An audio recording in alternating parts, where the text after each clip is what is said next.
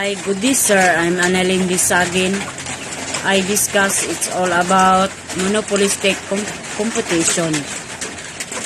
Who introduced monopolistic competition?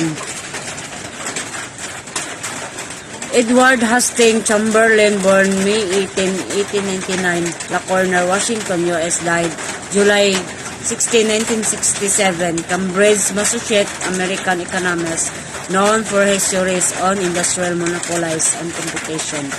His doctoral thesis became the basis for theory of monopolistic competition. 1933, a book that explored discussion of competition, especially between firms whose consumers have preferences for particular products and firms that control the price of the product without being monopolized.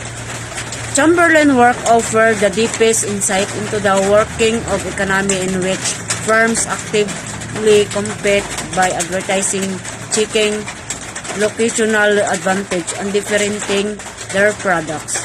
Indeed, Chamberlain is the economic who coined the term product differentiation. Here are 8 ways example of monopolize. Railways, Lusotica, Microsoft, EB, InBev, Google, Patents, AT&T, Facebook.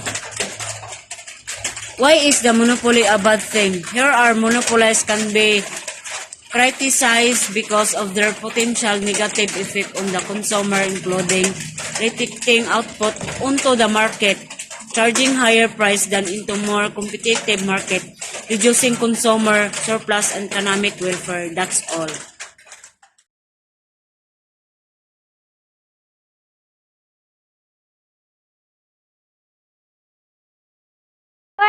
Before I start, my name is Crystal Kenya. I am Bsba 1F. So now, we tackle about what is oligopoly.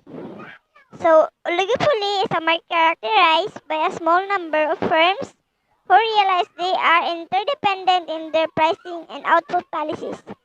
The number of firms small enough to give each firm some market power.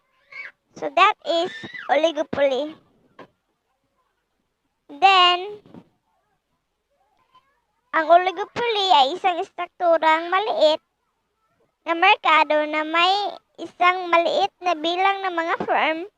Wala saan ang makakapagpigil sa iba na magkaroon ng makabuluhang impluensya. So, sinusukat ng ratio na konsentrasyon ang bahagi ng merkado na pinakamalaking mga kumpanya. Then, example of oligopolistic competition is abound and include the auto industry, cable television, and commercial air travel. Oligopolist firms are like a cat in a bag. They can either scratch each other or two pieces or cuddle up and get comfortable with another.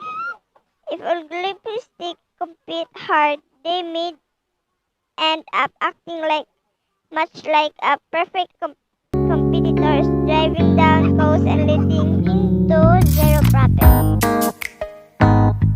So this is the example of oligopolies. GM, Toyota, Post, General Mills, Ford, and Chrysler. So that is the example of oligopolist competition. The disadvantage of oligopoly is a high concentration, reduced consumer choice, like a behavior reduced competition, and can lead to higher price and reduced output. Given the lack of competition, oligopolists may be free to engage in the manipulation of consumer decision making. Consumer choice, it can reduce a high concentration. So that's all the disadvantage of oligopoly. Thank you for listening and God bless.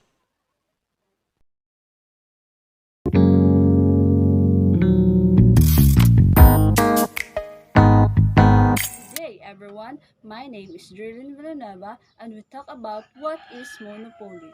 Monopoly is a situation where there is a single seller in the market.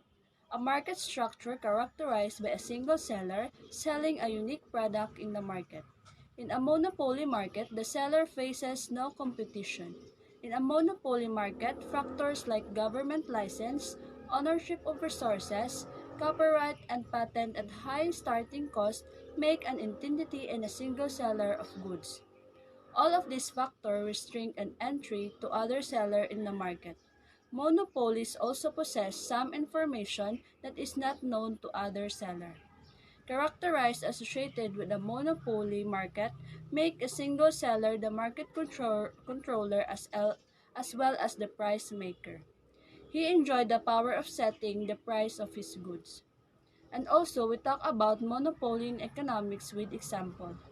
Number one is Microsoft. Microsoft is a computer and software manufacturing company. It holds more than 75% market shares and is market leader and virtual monopolist to the tech space. Second one is the Dibbers and Diamonds. The Dibbers has been permanent name in diamonds. Thanks to the stockpile of world rough diamond supply, indictable marketing schema, and even negotiation with foreign governments for their diamonds. The Devers also most important name in one of the most world's most lucrative business for almost a century. The third one is the Google. One can't even think of the internet layout without the Google.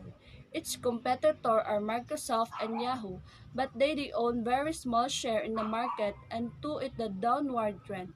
Google makes the majority of money from advertising and the same can be clearly seen that it controls 60% of the global advertising revenue. The fourth one is the Phoenix Petroleum. It's the fastest growing and leading independent oil company in the Philippines.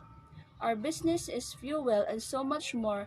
Our passion is to be indispensable partner in lives of everyone we touch. The fifth one is the American Tobacco Company. This company maintains singular control over the supply of tobacco over the market. Government regulation was also not present intentionally. However, this company got decimated after the creation of antitrust regulation in the form of the Sherman Antitrust Act. And also, we talk about the characteristic in a monopoly in economics. First one is the profit maximizer. Maximize profit is short-run or long-run process by which a firm may determine the parts of input and output levels that leads to the higher profit. Example is to find product sources with lower shipping fees. The second one is the price maker. The price maker decides the price of the good or product to be sold, but does to determine the quantity in order to demand the price desired by the firm. Example is in case equity, someone who holds the majority of the firm. The majority company stock would affect the price of the stock if the bought or sold that stock. Without competition, the seller may keep prices artificially high without concerning for price competition from another provider. The third one is the high barriers. Other sellers are unable to enter the market of the monopoly.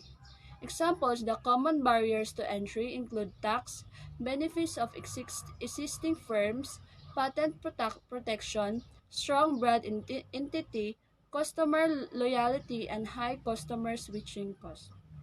The fourth one is the single seller. Single seller in a monopoly, there is one single of the good who produce all of all of the output. Therefore, the whole market is being served by a single company. And for practical purposes, the company is the same as the industry. Example is the basic farm crops. The fifth one is the price discrimination. A monopolist can change the price of quantity of the product.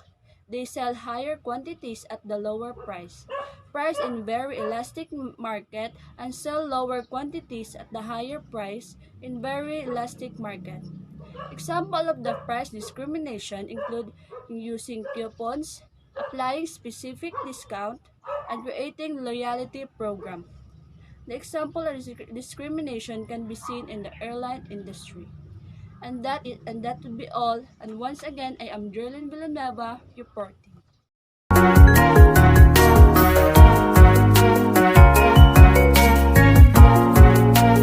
Meets this is about the competition in economics. So we have there are four types of competition: perfect competition, monopoly, oligopoly, monopolistic. So but we can differentiate them according to their characteristic. So meaning perfect competition with infinite buyer is theoretically the opposite of monopolistic. Monopoly with one producer, meaning single company, like for example the gas. Monopoly with a handful, so meaning to produce similar but different goods. Monopolistic competition with numerous competitors, so meaning many competitors but each company have different products. As we know, there are four types of competition. We will discuss about what is the purpose and the competition affects in the economics. So the purpose of competition in economics, if the companies in this lowest cost manufacturing, so their profits increase and to help complete the savings of the consumers. When we see competition can help